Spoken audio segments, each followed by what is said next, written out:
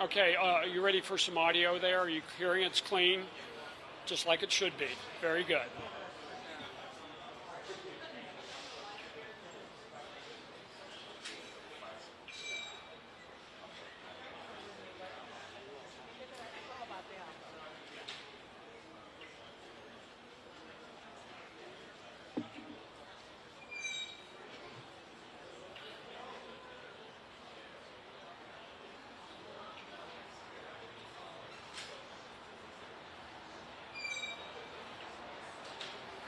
What kind of white balance are you getting now, James?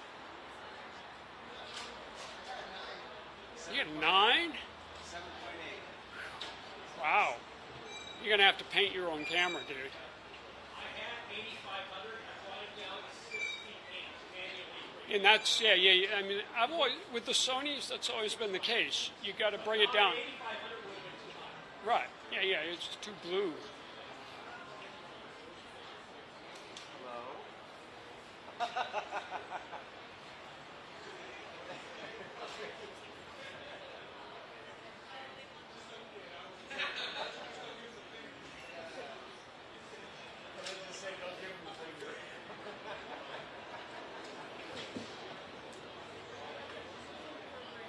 I know, right?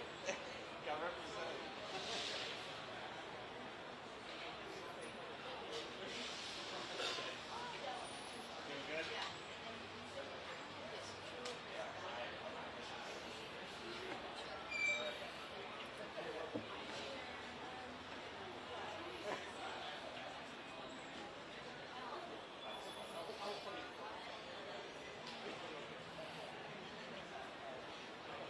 All right, thanks, buddy. Bye. Let's see. Let's see. Wow.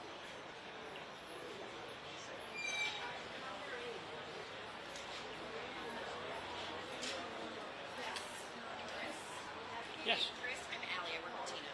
Oh, hello, I think Alex. it's nice to meet you. Tina is going to be not here, but I thought I'd introduce myself. Thank you very much. I work in LA, but I also travel. Oh, If you need somebody in San Diego or Sacramento, or good to know. I travel. Except I do a lot of work in Sacramento, so I mean, it would be an extra fee for you in Sacramento, I mean that's but I can go anywhere. I mean, in California. yeah. Cool, that's great, awesome. I'm based in LA, but a lot of places. Anyway, yeah. I mean, you get what you see here. The This is great. speakers, the setup. I also make sure everybody. That's all. I also make sure everybody has comfortable. And you connected with our film crew, right? Yes, I did. I made sure they were set up as well. I'm done. I'm going to airdrop you the press release. Oh, please do. That'd be great. Yeah. I shoot it on a program. Oh, that's great. Just like to have it. Well, it's clean too. It's good audio. Thank you.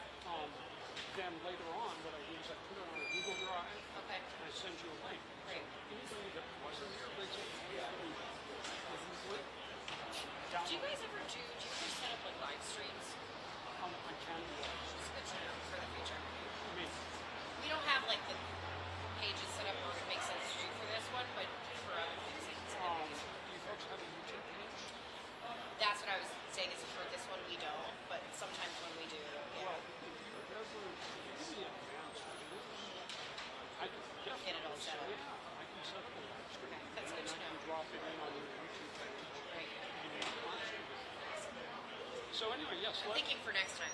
so let anybody in the office know. I mean, there's Yeah. things up north, there's things here, I will or San actually Diego. my phone too.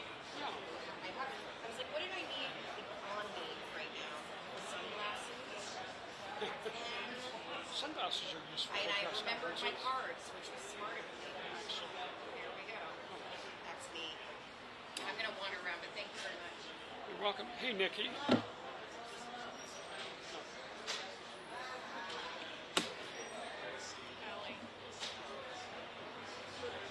They have a lot of senior vice presidents. I guess that might be your entry title for above. They're just every there. They try to seemingly promote you every year. Also send you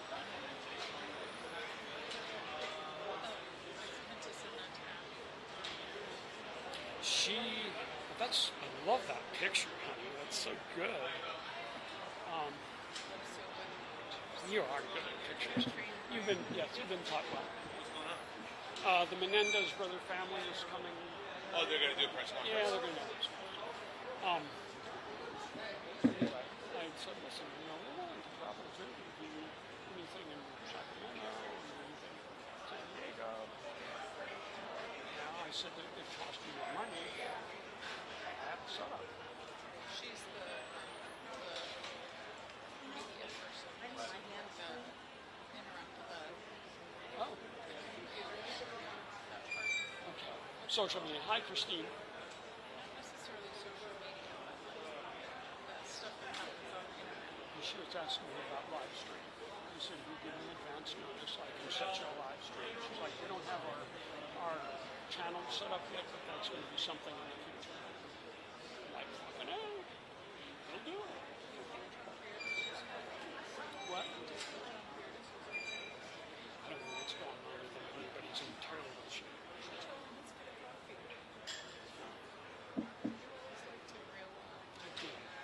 I should.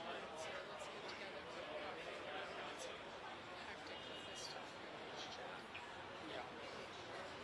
He needs to talk to somebody. He really does. Is he?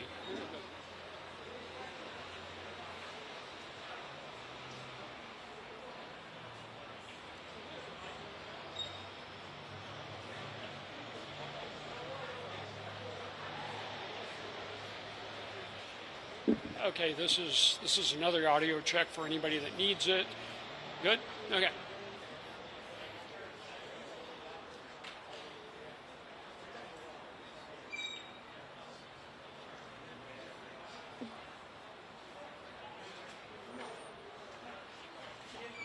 I am not going to, you know what, I'm just going to say, there goes the mall, please, call me, please, like, it'll be, what different over there, I don't think but I think It's sequence. Get the walk.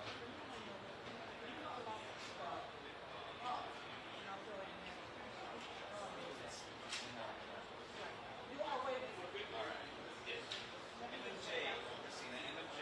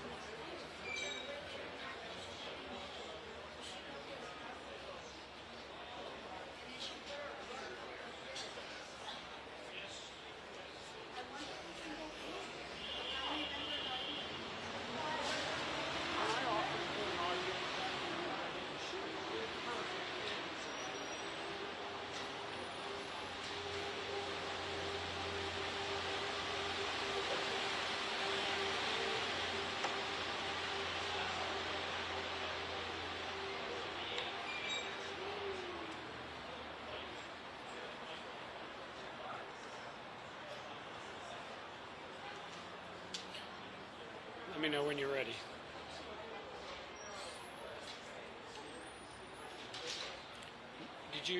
Did you put it on mic level?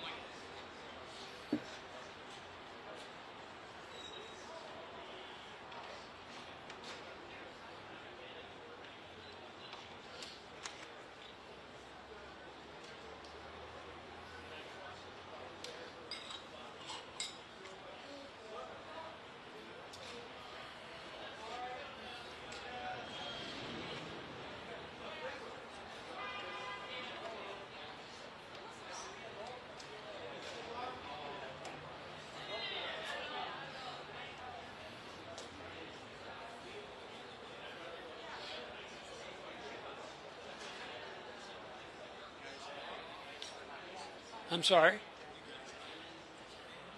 No, I'm the sole proprietor. I run the whole show.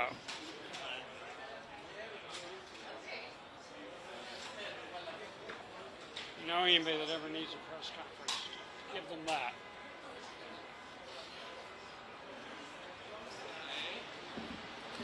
Okay, let me know when you're ready there.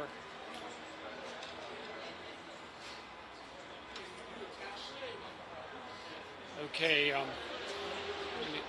I'm gonna do a test right now. Okay, giving you a test. This is an audio test. Testing 1 2 test test test. This is an audio test for anybody that has come lately. Hopefully the audio is good. I feel like a star. Look at that. Oh, a nice bright light on top there. How's everybody's audio? Everybody hearing clean audio? Clean audio. Let's see, we're waiting for one more here. You got clean audio, good. John, how are you doing down there with the audio? Okay, good. Yes, you're welcome.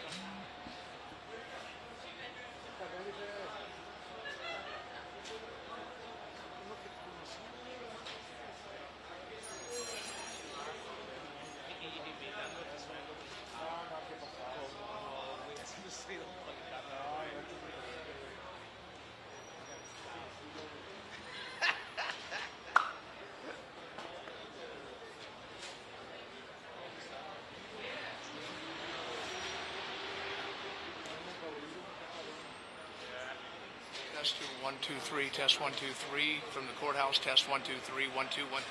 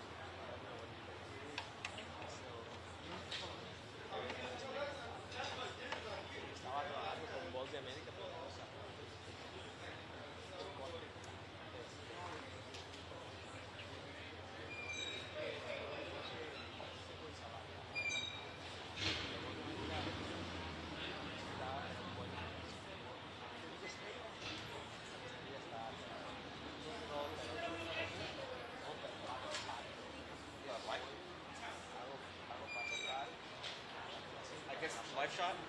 Oh, I'm sorry.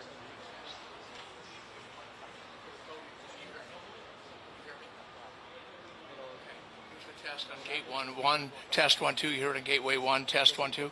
Do you hear that on gateway 1? Okay.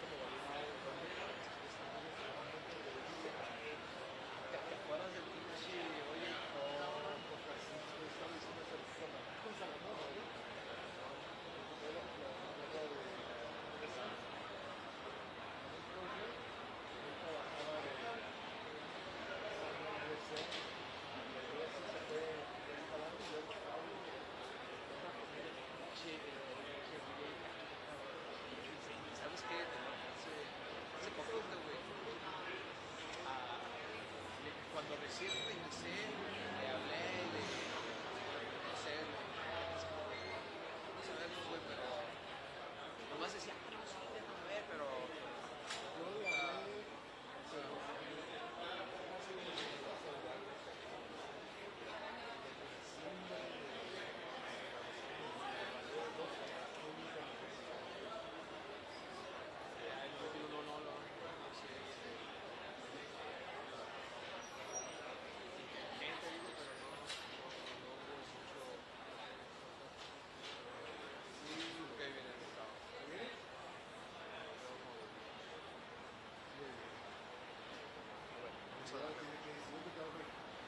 OJ Simpson, Georgito.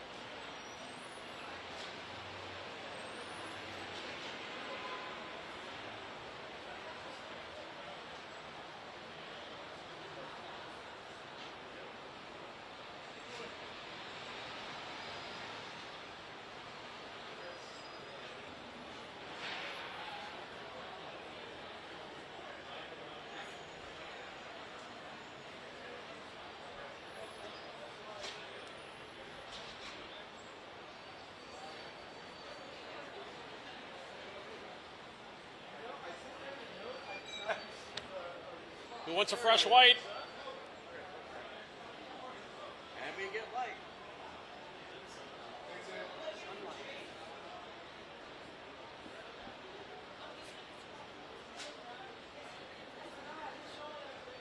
David, did you get a white balance? Say, 4.7. Did you get a white balance? yeah. I brought it down manually. 5,500. You good?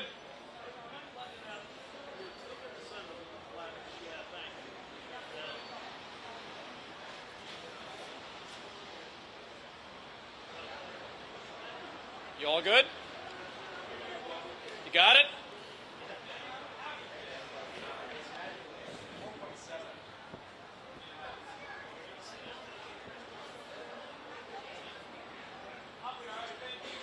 Anybody else?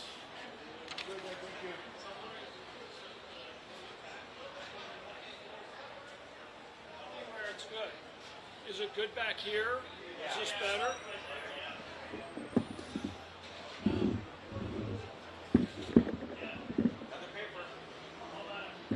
That's a better.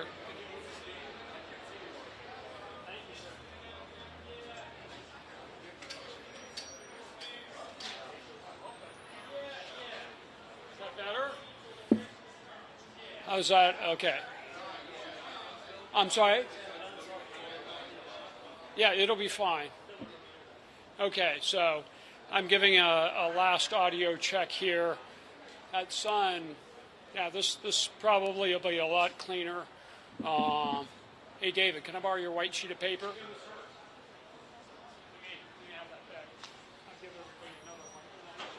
It's such a pro press.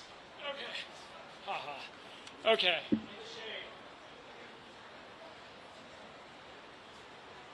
Much better. Okay, everybody got it? Everybody have it?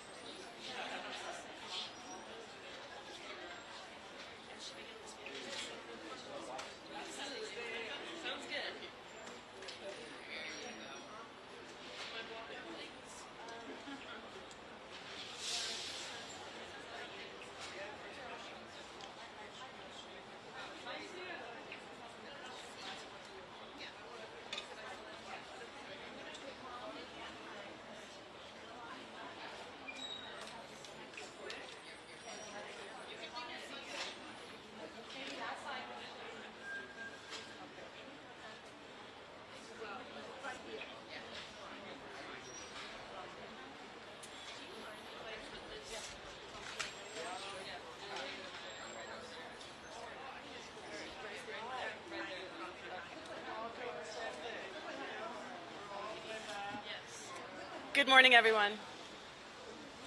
Thank you all for being here today. My name is Anna Maria Baralt. It means the world to me, to our family, and to every single person who believes in fairness, justice, and rehabilitation. We are gathered here today because truth matters. Because survivors of abuse deserve to be heard. Because accountability should not be weaponized to deny people the second chance they've worked so hard for. Today we stand together, not just for Erik and Lyle, but for every person who has been silenced, for every person who has fought to be believed, and for every person who has been told that the worst thing they ever did defines them forever. We have advocates from Anti-Recidivism Coalition, Latino Justice, and Healing Dialogue and Action with us here today. People who understand this system firsthand, who know what true rehabilitation looks like. These are individuals who have lived this fight, have gone before the parole board, who have been granted a second chance and have done so much good with it. We are honored to have them standing with us. We are also here as a family that has suffered, a family that has endured, but a family that has also seen Erik and Lyle take full accountability for their actions, and a family that has forgiven and is ready to heal. The district attorney might not care about that, but he will hear us today. So I want to thank you all again for standing with us. I want to thank the incredible speakers who will be sharing their perspectives. And I want to make one thing very clear. We are not going anywhere. We will not stop fighting. We will not stop fighting for Erik and Lyle, for justice, and for the truth. With that, I'd like to turn it over to our first speaker, David Amaya.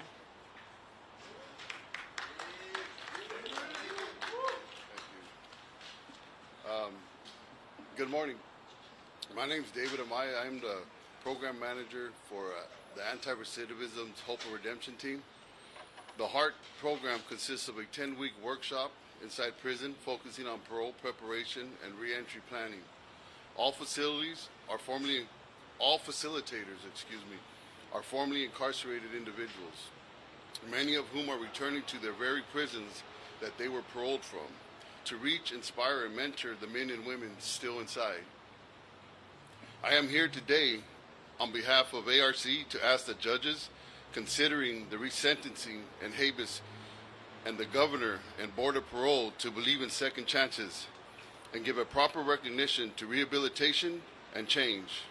We are honored to stand here alongside our fellow advocates as well as the survivors who have worked so hard to bring this case back to life.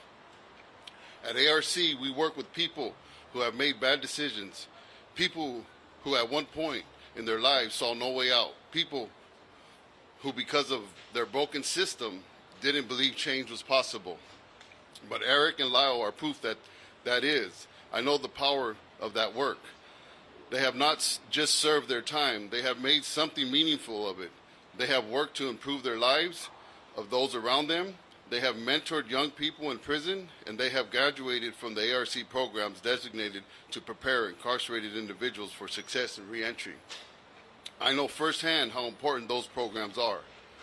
When I was 22, not much older than Lyle, when he first was arrested, I was sentenced to a 15 to life sentence because I joined a gang at 13 years old. My violent youth behavior followed me even into incarceration. I spent 10 years in Pelican Bay because of that. I didn't believe that change was possible. I believed that was my lot in life at the moment. But then one day my daughter helped me realize I had to turn my life around. That moment saved me. Not everyone gets that moment. And that's why Erik and Lyle's work is so important. They have been that moment for so many people behind bars. Men who needed someone to show them that redemption is possible, that rehabilitation is possible, that life after prison is possible. Erik and Lyle have turned their lives around over the last 35 years. They apologize for what they did that night, and they are so much more than what they did that single night on the days after. They started programs, mentored younger people, and became model inmates despite the fact that they never thought they would see the light of day, our freedom. As someone who has gone before the parole board and has been granted the chance to give back to the community, work for organizations dedicated to meaningful reentry and avoid recidivism, I know without a shadow of a doubt that Erik and Lyle deserve that same chance. Erik and Lyle do not pose a threat to the public safety or society. They have served their time. Now it's time for them to be with their families, to move forward and continue their work to help others turn their lives around. Thank you. Now I'm going to ask a mentor of mine, Michael Mendoza, for Latino Justice.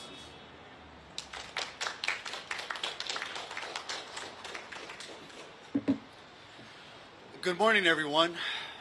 My name is Michael Mendoza, and I'm the National Criminal Justice Director at Latino Justice. Latino Justice is a national civil rights organization where we focus on using and changing the laws to create more safer communities that are equitable and just. We are here in strong support of Erik and Lyle, of his family, of all the advocates. As you can see, all around us, you have people that represent our community. You have family members, you have survivors, you have people who are formerly incarcerated, men and women, here to join us today in support of ensuring that people like Erik and Lyle get an opportunity, receive hope, and are able to earn their way home. But I'm not just here in a professional capacity.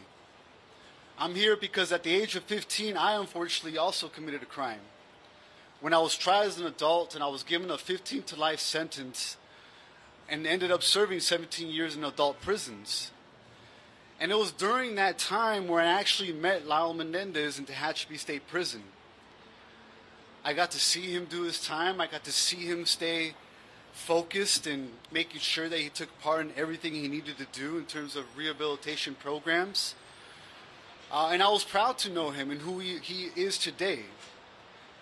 And the one thing that we really want to emphasize is people like myself, young people, men, women who get involved in the justice system at such a young age, don't just do it because we wake up wanting to commit a crime. Unfortunately, I had experienced a lot of sexual, physical, and bullying trauma growing up as a young kid. And although it's not an excuse for the actions that I committed, we believe that people should be held accountable, but in humane ways that provide hope.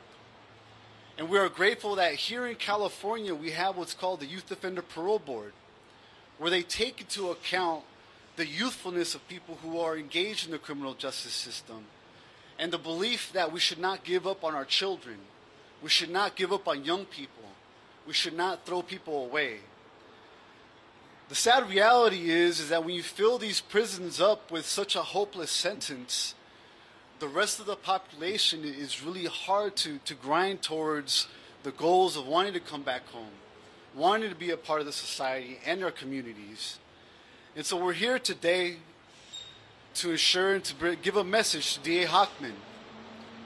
Do not ignore the new evidence. Do not ignore what the family is desiring. Do not ignore what advocates are pleading for.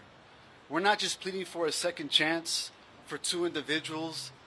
We're pleading for a second chance for those who are being extremely punished without an opportunity to come home.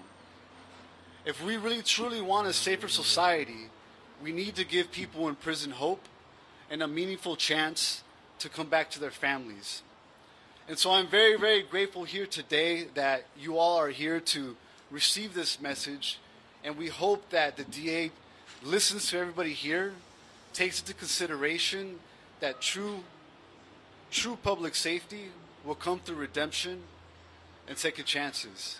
So thank you all for coming, and I'm going to now introduce my dear friend and colleague, Javier Starring.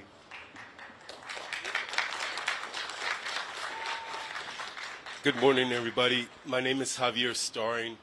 I am Executive Director of an organization called Healing Dialogue in Action, a restorative justice organization that has allowed me to accompany people responsible for horrible crimes, their families, and also the victims and survivors of these families for over 4 decades. I want to start out by really thanking the family, really thanking you for your strength, for your courage to bring light to a systemic issue that affects all of us. We believe that if crime hurts, justice should help heal. And in many ways, the criminal justice reform efforts have created opportunities for people responsible for the harm to go through a process of healing. I work with some amazing people at Healing Dialogue in Action that similarly were sentenced to life in prison and had to find a way to transform their lives and prove that they are not a risk to society, that on the contrary, that they are coming back to give to society. People in prison through this transformation, I've seen that grueling life that they go through of self-reflection and understanding the trauma that they endured and how that plays a role in our actions and how we perceive the world. I've sat in circle with them when they sink in the understanding of all the harm that they cause, that the ripple effect of their actions. and create an incredible amount of empathy and compassion and want to give back to the world. That type of transformation that happens in circles in prison, the type of transformation that Kyle and Erik has gone through, creates uniquely gifted individuals that then are helping others. And my colleagues are here a testament of that. But more than anything, I want folks to reflect on what is it that we want from a justice system? What is it that we want to obtain through our process of justice? And I would hope that we start with thinking first with the victims and survivors, the people that have suffered the harm. Because this family has suffered on both sides the worst that the system has to offer. On one side, they lost an aunt and an uncle, a cousin, a sister, and they have to grieve that. And on the other side, they lost cousins that to the system that they have to grieve that as well. And they're going through their process. And they're creating all of this, just pleading that they help them through this process.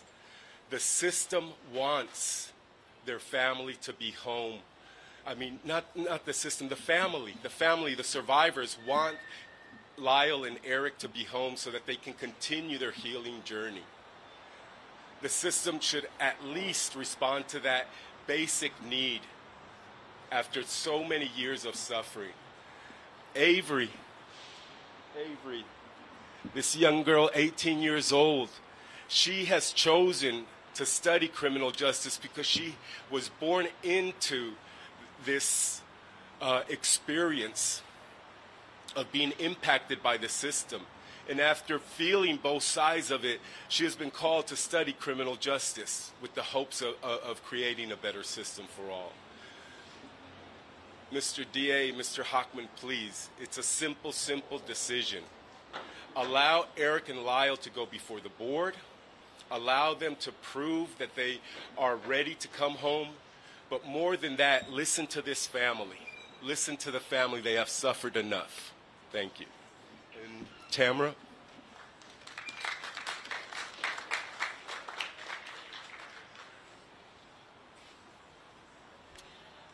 First off, I just want to thank all of you for standing here with us today. This fight is personal for our family, but it's also bigger than us. This is not just a news story. We're a real family of real people. Today it's about fairness, about justice, and about not letting personal bias, politics get in the way of what we need to do and what is right. My grandmother Joan dedicated the last 35 years of her life to advocating for the lives of Erik and Lyle. And we are here to continue that fight for Erik and Lyle and to continue advocating for them. Marcy's Law exists to give us victims' families a voice in the justice process, and yet District Attorney Hochman doesn't seem to want to listen or engage with us. We lost Kitty and Jose, but we also lost Erik and Lyle in this process. We have a unique situation of being multidimensional victims. At every turn, we feel like DA Hochman has dismissed us, ignored us, and quite frankly, treated us like we don't matter. Why? Why does he seem to be making this case so personal? A district attorney is supposed to be fair, impartial, and focused on the law. But Hochman is not acting like a neutral party. He is relegating a case from 35 years ago with the same outdated lens that ignored abuse and trauma and compassion in the first place. And now he's saying that Erik and Lyle are still a danger to society. But to who? Anyone who spends even 5 minutes with Erik and Lyle will tell you that it's just not true. They have dedicated themselves to improving the lives of incarcerated people. They have created programs that support victims of such sexual abuse, They have helped mentor young inmates so they don't reoffend if they have the opportunity to be released. Erik and Lyle have spent 3 decades avoiding the pitfalls created by the justice system that suck people into the toxicity of incarceration.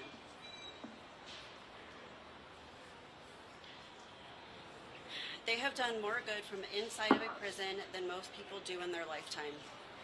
And yet Hochman is hyper-focused on one thing, what they said as scared kids. I have kids. Kids lie. Kids lie when they're scared, when they feel intimidated, and when they've been traumatized. They lie when they don't know who to trust, but they grow up. They learn and they take responsibility.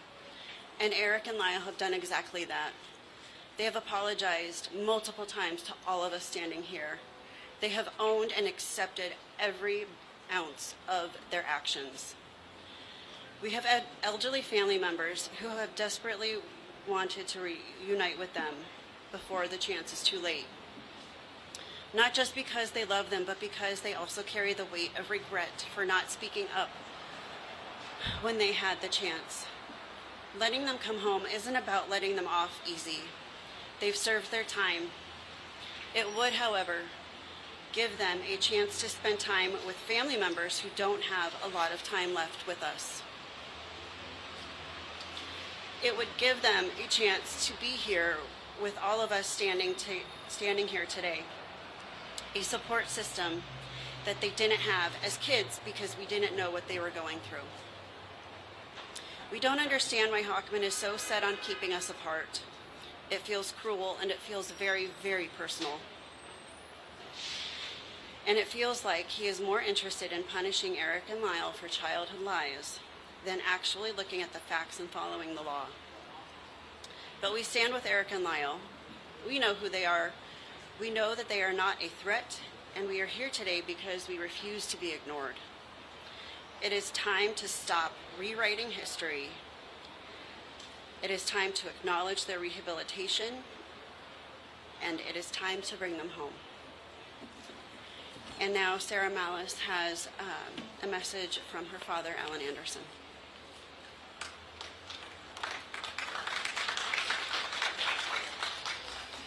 Good morning.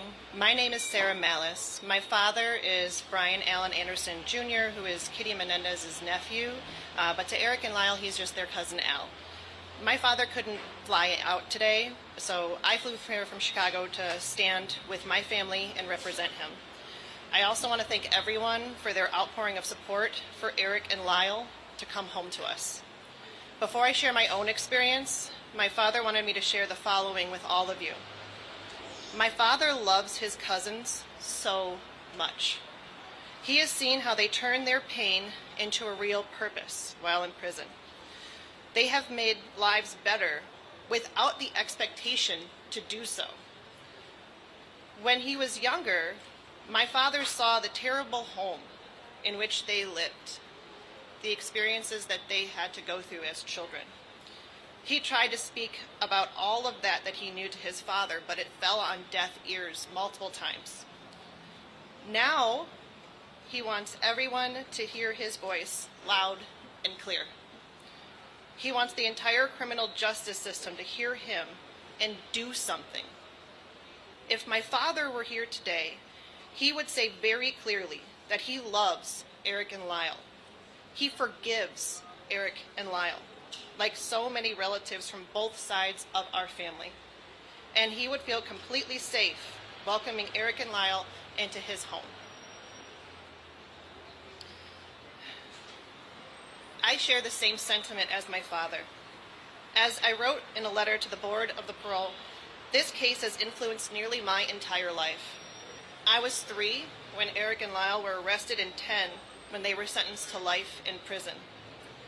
I saw my father grapple with the memories of the very real experiences that he had in Kitty and Jose's home. He knew something was wrong, but he couldn't do anything about it. These experiences made him a very protective father, someone who was determined to be there no matter when I needed him as I grew up. But the pain that we feel is still very real. Every documentary, every miniseries, every development is a fresh tear in the wound that my family has tried to heal for 30 years. We want the suffering to end. The only way it does is for Erik and Lyle to come home so they can hug my father, hug me, and hug every person who is standing beside me, and for those who can't make it here today, so that we can move on from this tragedy. I know that Erik and Lyle have taken what most would see as a hopeless life and injected growth, remorse, and love into it. If we, the family, are saying that we want them home, if wardens and correction officers are saying that they would welcome Erik and Lyle as neighbors, if the dozens of people assembled here today are showing up and expressing their support, what else does the system need to hear? So please, listen to us and allow us to bring Erik and Lyle home. Thank you. I'll turn this to Anna Maria. Thank you to all of our speakers. I hope you'll indulge me. I have some more comments to make. First, I just want to take a moment to thank all of you again for being here today. Seeing so many people show up for Erik and Lyle, for truth, for justice, it means everything to us.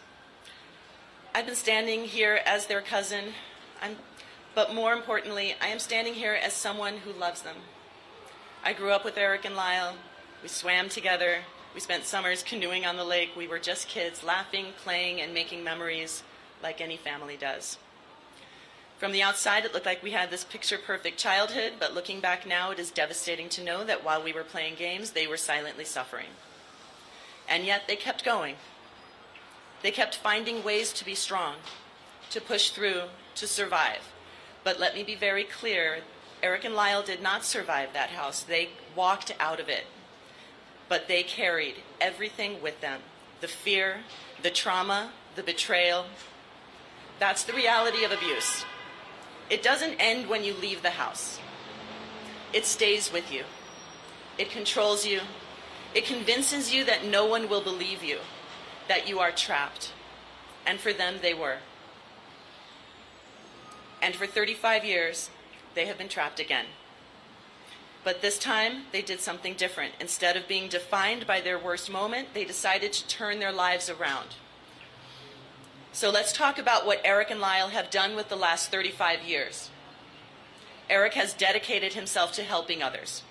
He created a hospice program to care for terminally ill inmates, because even behind bars, he believes in compassion and dignity. He started a support group for survivors of abuse inside the prison walls, giving space to men who, like him, spent a lifetime being silenced. He has pursued higher education, earning multiple degrees, and is on track to graduate from UC Irvine. Lyle has led projects to transform the prison environment, making it a place of growth instead of despair. He spearheaded the Green Space Project, beautifying prison yards to create an environment proven to reduce violence and recidivism. He mentored young inmates, helping them find purpose and hope for a life beyond bars. And like Erik, he has dedicated himself to education, earning degrees, excelling in his studies, proving that he is not the same young man that he was when he entered that courtroom 30 years ago. And yet, the District Attorney Nathan Hochman refuses to talk about any of that. Instead of looking at the men they have become, he stands at a podium and repeats the same arguments made in 1996. Arguments that ignored who Erik and Lyle really were, arguments that erased their abuse, arguments that failed them then and continue to fail them now. He says they need to take responsibility. Well, they have. He says they need to acknowledge their past mistakes. Well, they have. They've also gone a step further and done the work to understand their bad decisions that harmed my family and the community at large.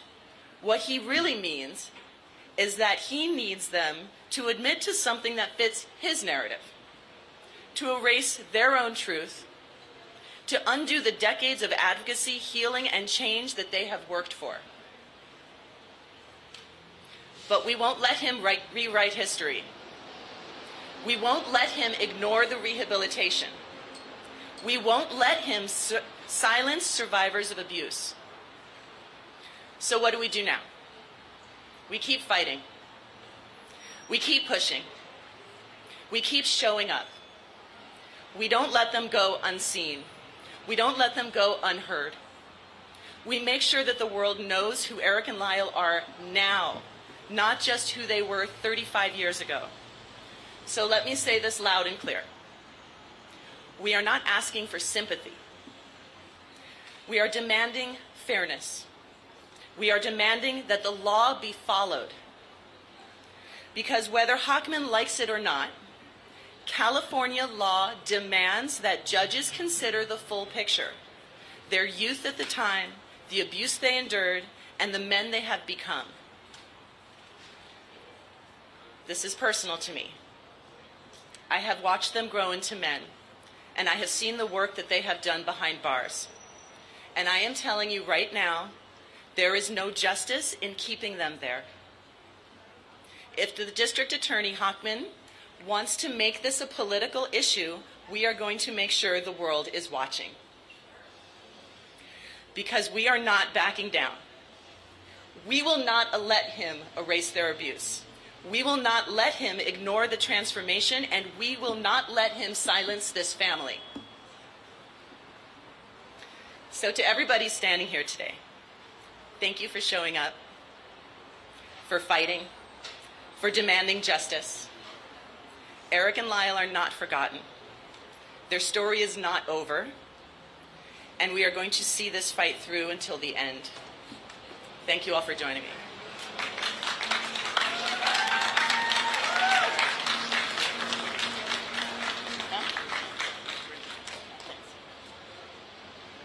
If anyone has any questions, we'll take a few at this moment. Just raise your hand.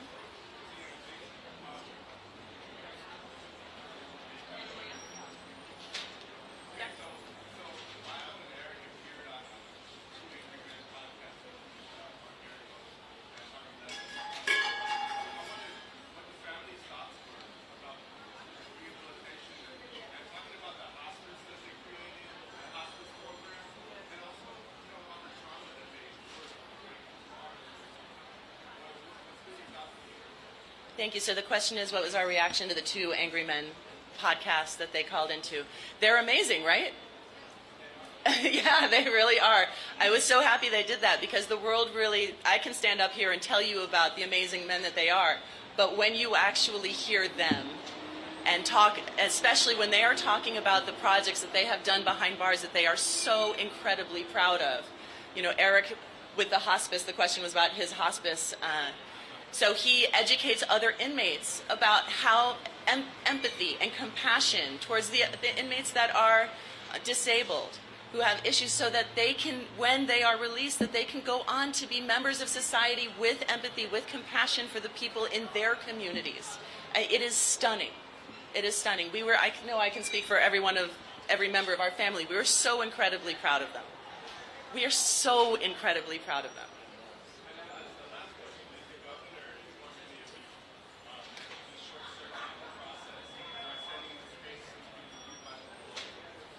So the governor, with the risk assessment that is going through that track, that is a different track than the resentencing. So it is definitely, I wouldn't say that it is short-circuiting. Those are 2 parallel paths that are happening. Yeah.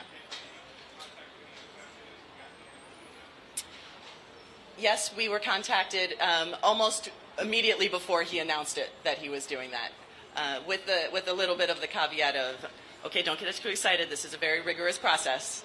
But we're starting. Yeah.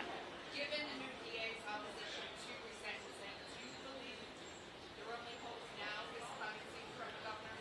No, I don't. So the district attorney did come out publicly and say that he was opposing resentencing. He was going to request to the judge to withdraw the resentencing recommendation. It should be noted that that decision is up to the judge, and that will be made on April 11th. But that is only one track. There are still 3 tracks to their freedom. One is the habeas corpus. The other is the resentencing, which he does play a role in. And then there is the clemency from the governor. And those are 3 completely separate.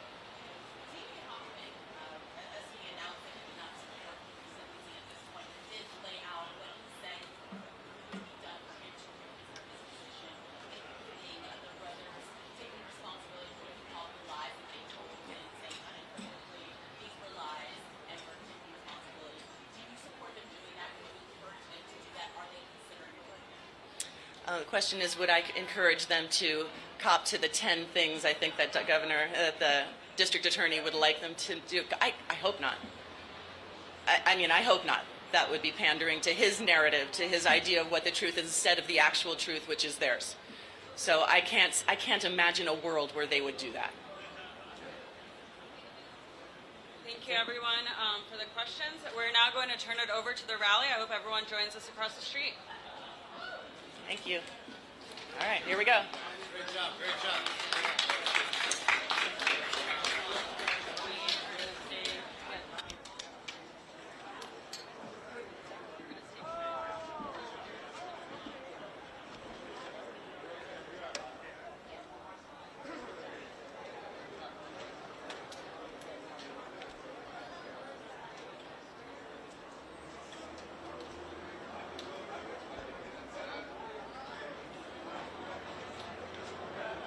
Salvador.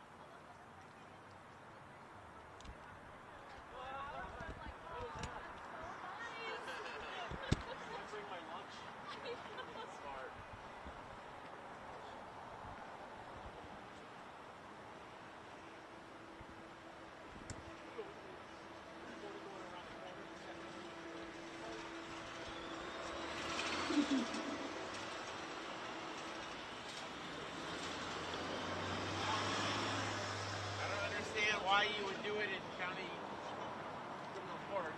I think the room, if there was more room to set up over there, maybe.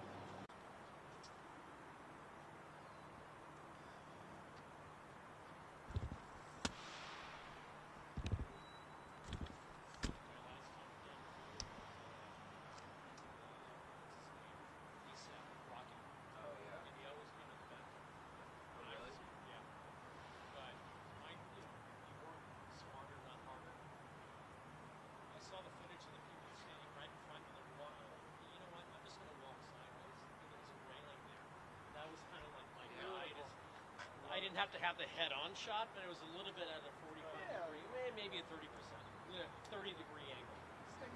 It was like a 20-second shot. It was all we needed. Yep. It was not going to talk. You're in the Until shot. it was over. They're not?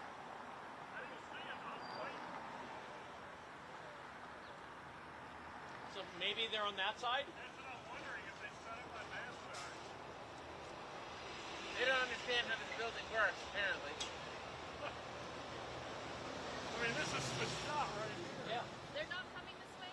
I don't think they are. I was standing there waiting, and no one was coming around the corner, so. Go check it out.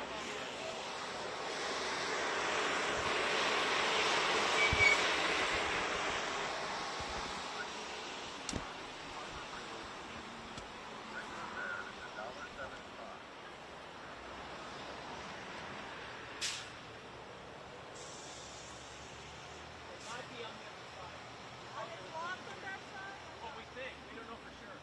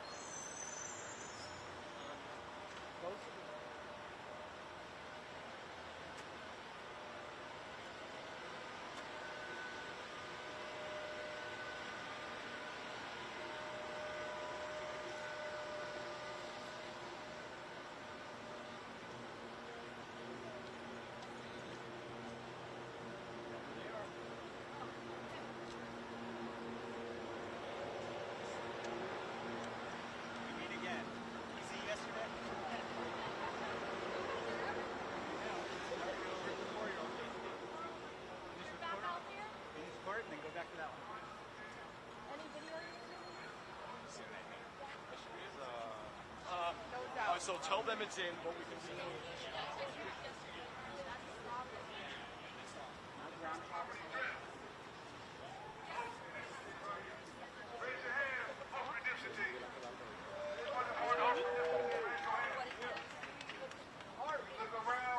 All these gentlemen have either life or long-term sentences and is going back to these very prisons, facilitating groups, helping these guys understand the harm they cause and how to come out here and be productive.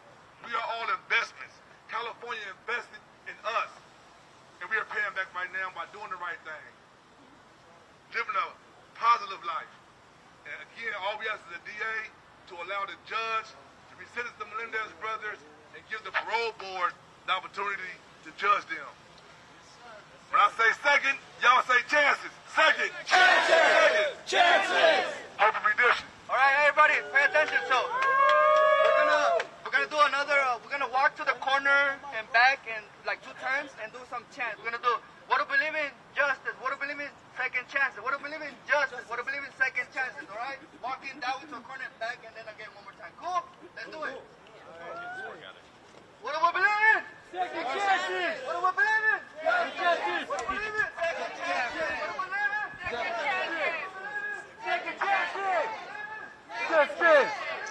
Second chances. Second chances. Second chances. Justice. Freedom, bro.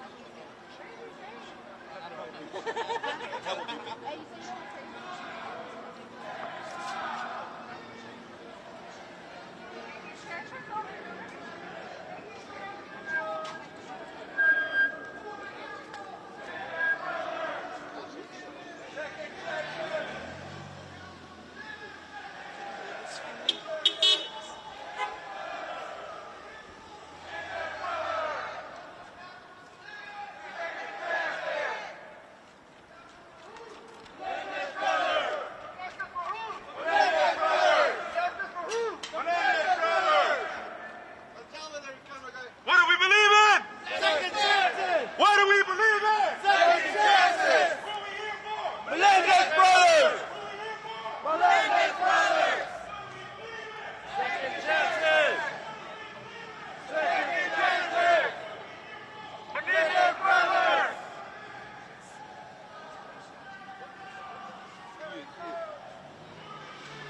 Second chances. Second chances.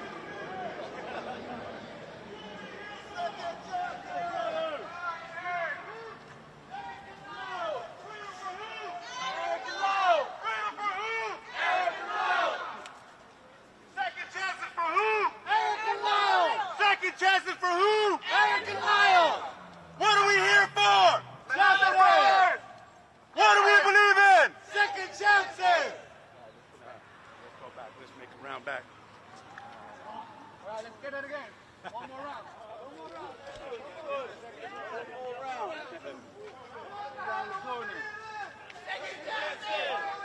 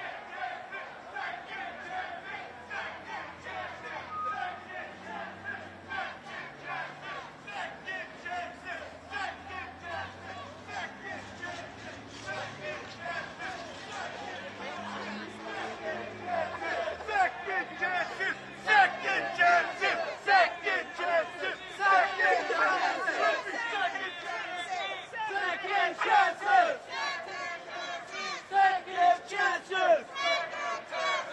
Second chances!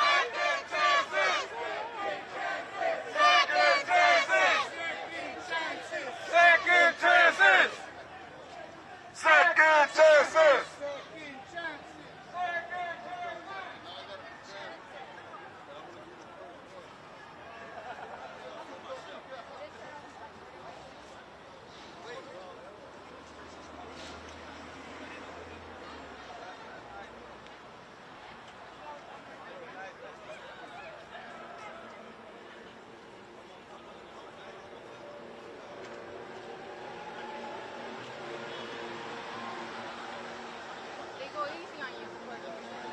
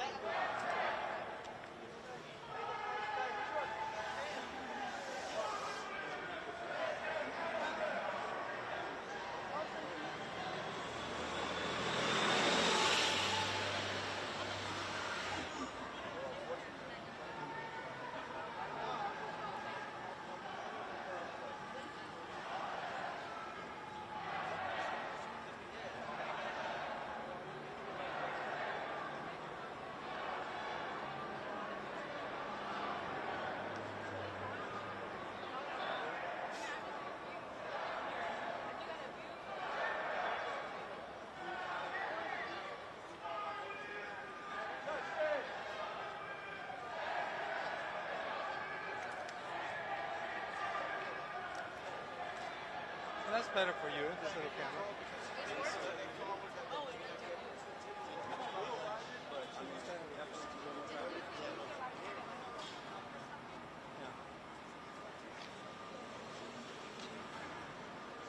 My brother.